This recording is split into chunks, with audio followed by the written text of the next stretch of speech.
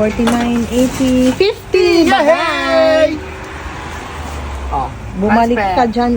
Yon mga kapuging lamig, tayo magbibenta ngayon ng ating mga sinubing kalakal. Bale, aring dalawang supot na kalakal na rin, itatabi ko muna at hindi ko sasama sa aking pagbibenta. Kaya pala hindi ko sasama yung dalawang supot na kalakal na iyon, ay gawa ng gusto kong malaman kung tama ang estimate ko din sa ibibenta kong are. Ay tandaan nyo, gaya nung sinabi ko sa isa kong vlog, na ang estimate ko din kada isang bag is $11. May tracing bag akong naipon, di nasa $143 iyon. Tititingnan ko kung tama ba ang aking estimate diyan. Ari yung vlog ko na sinabi kong $143 ang aking estimate na magbentahan sa tracing bag na iyan. Ay siya ating titignan kung magkano baga. At ari na nga, tamang hakot na ako ng ating mga epektos. Ay syempre, si Mrs. pinag-videographer ko na lang. Ay ayaw ko napapagod din eh. Ganyan ako kamahal yan. Ari palang ating sasakyan ay 6 hanggang 7 sako lang ang kayang ikarga. Di bali yung tracing na sako natin, ay dalawang balikan. Isang 6 at saka isang 7. Ay kagaling ko talaga sa math. Kami pala'y ginabi na sa pagbibenta. Ay hindi namin namalayan ng oras eh. Ay napasarap ang paglalampungan at paggayakapan ay kalamig naman din sa amin eh. Kasarap nga naman may kayakap. Kasarap sa Australia.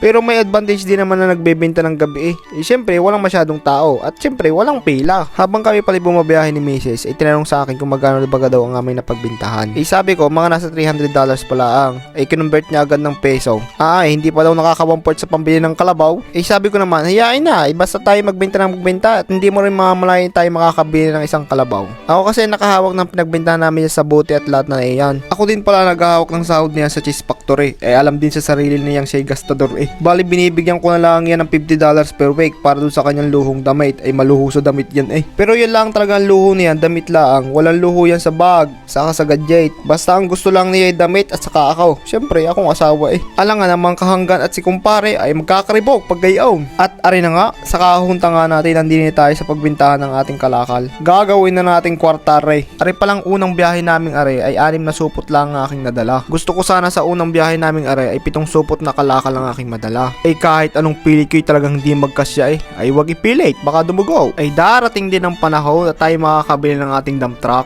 Ay sabi nga ni Lord sa Isaiah 60:22, when the time is right, I, the Lord, will make it happen. Ay, kasarap ganoon. Ay, kaya kung anong meron ka ngayon, ay pagtyagaan mo muna. Ay, bibigay din sa'yo ni Lord ang para sa iyo. Magintay ka laang. Eh, di kay tama nga naman si Lord. Eh, kung binigyan ka naman ako ng dump truck, ay wala man akong pagparkingan. Eh, di kung pinarking ko lang sa gilid ng kalsada ang aking truck, ay di matotow pa. Ay, di kasakit pa ng aking ulo. Kaya tama si Lord. Kaya sa kanya ibibigay ang aking dump truck pag ako may pagparkingan na. At nang maibaba at mahakot na nga natin na rin mga kalakal nating ari, ay tayo magagloves na. Ay, sa 6 na buwan namin pagbibenta din eh, ngayon lang ako mag-gloves. Ay lagi namang nakakalimutang magdala eh. Ay di ni ngayon makakalimutan ko na naman sana. Ay buti pinaalala ni Mrs. Bago ka pala magbenta din eh, ay dapat meron kang application na ring CDS West Victoria. Take note mga kapuging lamig. Ay ari sa Victoria lang nga, ay hindi ko alam sa ibang state kung ano baga ang tawag ng application. Pag nabuksan nyo pala yung app na iyan, ay may barcode iyan. I-scan nyo lang dyan sa may itim na yan, yung may pulang ilaw na iyan. Kapag na-scan nyo yung barcode na iyan, ilalabas ang inyong pangalan nyo sa screen na iyan, saka yung customer number ninyo. Basta i-check nyo na lang kung pangalan nyo baga ang lalabas dyan sa screen na yan. Ay siya ay mahirap na, baka ang inyong pinaghirapay sa ibang mapunta. At ari na nga, ipinasok na natin ng isang buti. Ay sagak na sagak. Ay, sa kalalagay ko nga ay nakuha agad namin na rin first $50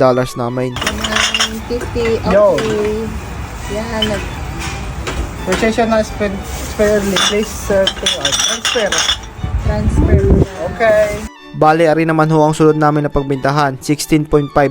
Bali, $66.5 sa aming napagbintahan sa aming unang biyahe. Pagka-transfer ko nga niyan, ay diretsyo na agad kami sa sakyan at umuwi na agad kami. At kukuhanin na namin yung naiwang 7 supot na kalakal. Pero sa mga oras na rin, ay nagrereklamo na ng aking misis at siya'y gutom na daw. Eh sabi ko naman, ililibre kita mamaya, hakutin muna natin yung mga kalakal na iyon. At ari na nga, kami nakauwi na, ikinarga ko na agad ng aming mga kalakal. Eh sabi ko kay misis ko sa labas siya mag-video para maganda ang video. Ay siya day lamig na eh di sabi ko sige di yan ka na lang, alam mo namang love na love kita eh. Nung may karga ko pala yung 6 na supot ng kalakal ay sumakit ng ulo ko din sa pangpitaw. Eh talagang kahit anong pili ko hindi magkasya eh, kaya naman na nga. Ay sabi ko sa isip-sip ko alangan man na rin babalikan ko pa. Eh di ang aking ginawa ay aking pinilit, ay mo nang dumugo basta yung magkasya lang di yan. At nang may karga nga lahat ng mga epektos ay bumalik agad kami sa pagbintahan ng bote at lata. Pero sabi ng miss ko siya di gutom na, kaya siya may take out muna ng pagkain. Kaya dini ko na lang siya dinala sa may Boss Burger, eh rin malapit lang lang sa pagbintahan namin ng buti at lata eh. Bali nag-take out lang ngayon ang price sa burger para mabilis. At pagka take out niya nga, diretso na agad kami sa pagbintahan ng buti at lata. Pero sa pagkakataong are, di naman kami sa kabila magbibinta. Mas malapit kasi aring pagbintahan na rin doon sa pinagbilhan namin ng burger at price. At pagkarating namin sa pagbintahan, ibinaba ko na agad na rin mga kalakal. Eh pansin niyo ako na nagbababa, ako pa rin nagbibideo. Eh wala akong videographer eh. Ang videographer ko eh doon sa loob ng sasakyan, nagtatakaw.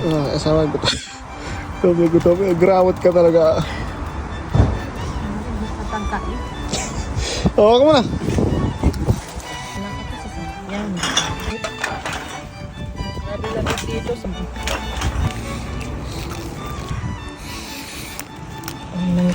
Habang nag-shoot pala ako ng bote at lata din biglang dumana rin yung tropa pips natin. Pero aray pure Pinoy din, hindi lang marunong magtagalog, gawa ng dini nga pinanganak at dini rin lumakay. Aray palang taropa nating aray, katrabaho ko sa McDo. Pero nung unang kita ko din kala ko half Chinese, half Filipino, ay chinito Pagkakagandang lalaki nga naman ang batang aray. Is she? Oh, no, a bit longer than 20 years. Oh, That's really good. and also your dad? Or they came here as a couple? Or Nah, they met. they met Oh, no, they met in the Philippines, but mom moved here. Okay. Okay. Your mom moved here First. Yeah. Ay, hirap na hirap akong mag-English sa batang ari. Sumakit ang ulo ko Pero kahit na sumasakit ang ulo ko din, tuloy pa rin ang aking pag-interview Ay, marites tayo Ay, shoutout pala din yan kay Boss Ace. Ay, nagpapa-shoutout yan Ay, sabi ko ipopost ko rin sa TikTok. Ay, abangan niya na laang. Ay, tuwang-tuwa Siguro, umabot din naman ng mga 20 minutos sa aming pag-uusap din Buti nga't mga 20 minutos lang inabot ng aming pag-uusap din Ay, kung umabot ng 1 oras, ay pihadaw. Ay, dugo na aking ilong din Sa puntong ari pala, ay malapit na naman kami maka $50. Ay, umalis na dito si paring Ace at siya ay maglalakad-lakad naman daw muna. At ari na nga, another $50 na naman. Pasok na naman yan sa ating bank account. Yun ho palang natira sa 30 na sako ay hindi pala nabidyo ng aking misis. Kaya naman na nga. Mga isang supot higit din ata yung natirang iyon Pero wag kayong mag-alala. Malalaman naman natin kung magkano ba yung natirang iyon. Meron naman yan din sa application ko kung magkano ba ang pagbintahan doon sa nahuling iyon. At ari na nga, ang napagbintahan natin sa 13 na bote at lata nung araw na iyon. Isang $50, sumunod ay $16.5, ang pangatlo'y $50 ulit, at ang pang-apat ay $28.2. Ang suma total ng ating napagbintahan ay $144.7.